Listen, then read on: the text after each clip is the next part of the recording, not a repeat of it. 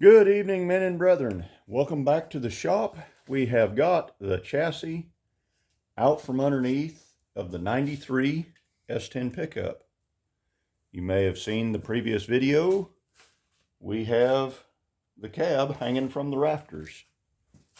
So I thought I would take a video and show where all of the locations for the factory pads are in the same manner that I did with the other chassis.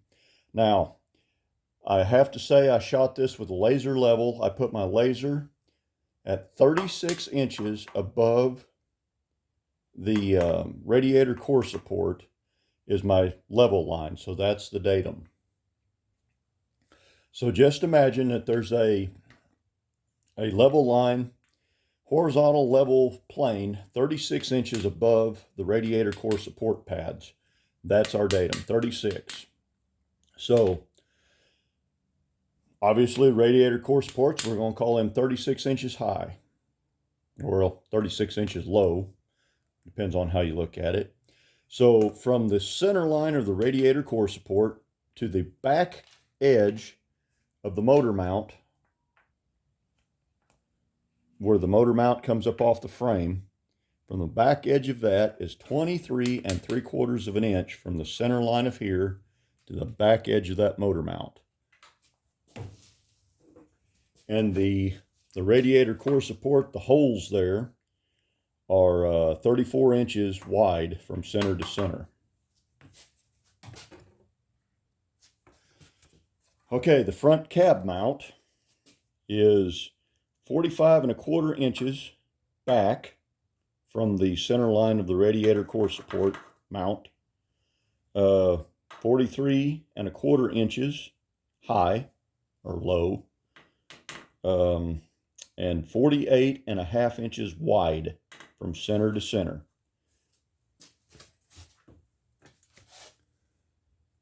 Okay, the rear cab mount is 88 1/2 inches back from the radiator core support, 39 3/4 inches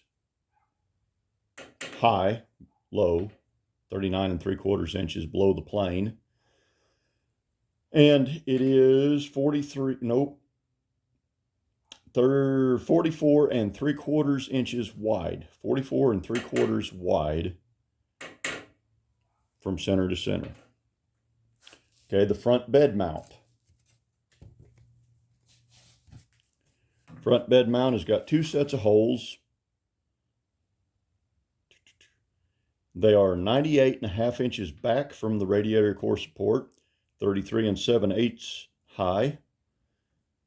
And the inner one is 43 1/2 center to center. The outer one is 46 3/4 inches center to center wide. Okay, your filler neck is 30 1/2 inches high to about the center line of it there, and 103 inches back from the radiator core support. So measured off the center line of the radiator core support mounts, 103 inches back. Okay, the second bed bolts, they're 110 inches back, 34 inches high, 43 1/2 inches wide center to center. The high spot in the frame, 32 1/2 inches high. And it's about the highest point. The way this one is sitting is 130 inches back from the radiator core support. Did not measure these, but you can kind of take an inference. They're about, the tops of the shock mounts are about 6 inches in front of the third set of bed bolt holes. The third set of bed bolt holes are 148 inches back. They're 34 1/4 inches high and 37 3/4 wide. The last bed bolt, 165 inches back, 34 1/4 inches high, 37 3/4 inches wide, center to center.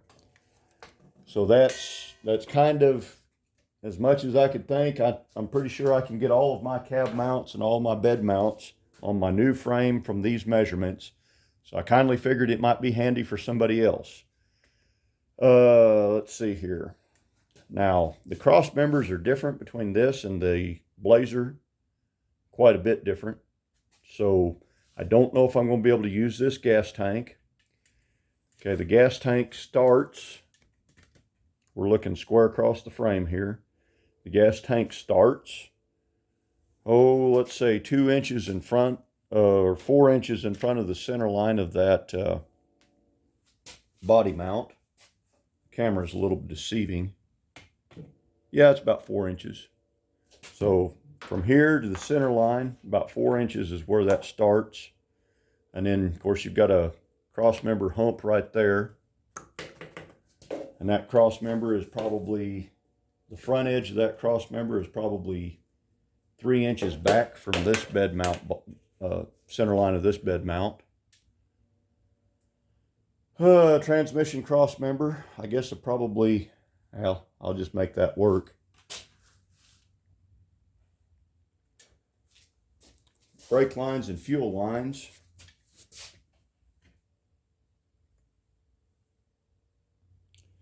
Of course, we're coming off the fuel tank, down inside the C channel of the frame, running inside the C channel.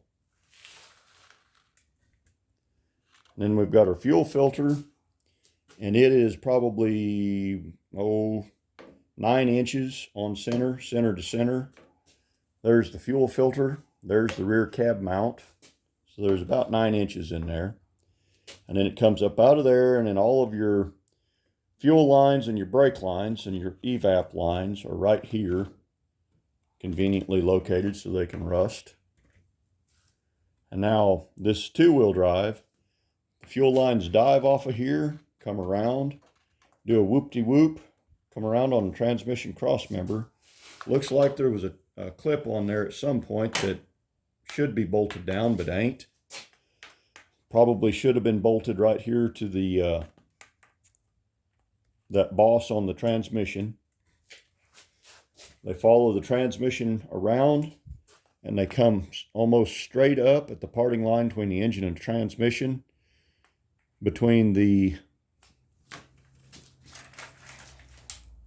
there's the first and then the second bell housing bolt. So right up next to the first bell housing bolt, right below the first bell housing bolt. And then they go up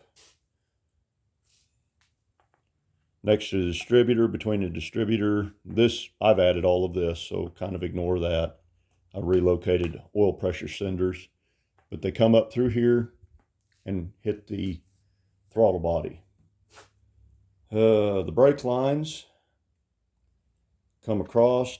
Now this looks like a factory brake line, or at least what's left of one.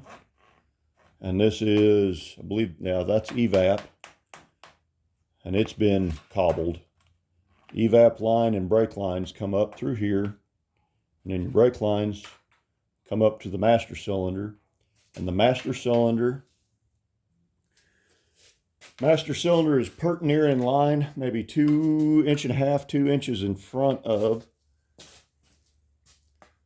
the, where your brake lines come off of, is almost 2 inches probably in front of the back edge of the motor mount.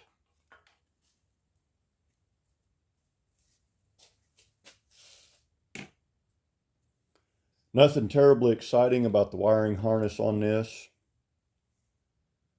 I don't know. There's a lot of this wiring harness that's been boogered and spliced and molested. There's your plug that goes into the cab on the driver's side with all the earwax in it.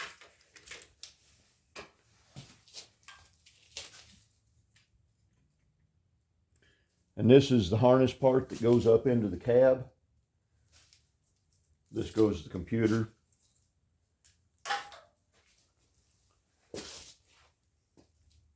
So you got a knock sensor.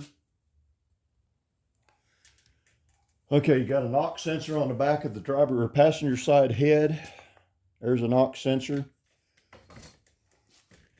Okay, the sensor for the gauge, the temperature gauge, which I have put an aftermarket in because it quit working in the dash as they are supposed to do. The sensor is in the passenger side head between the spark plugs. Of course, this is all butchered and burnt and trashed. Okay, your O2 sensor comes off of this transmission harness. There's a transmission plug down there.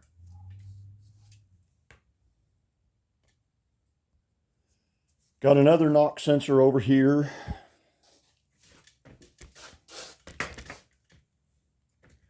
Ground on the back of the driver's side head there. There's the body ground strap. Goes up to the cab. Of course, sensors, plugs, wires, all kinds of stuff. You get the picture. I hope I have not forgotten to film anything. And I hope this helps somebody else as much as it's going to help me. Till we see y'all again. So until we see y'all again, y'all drive safe. Watch for deer.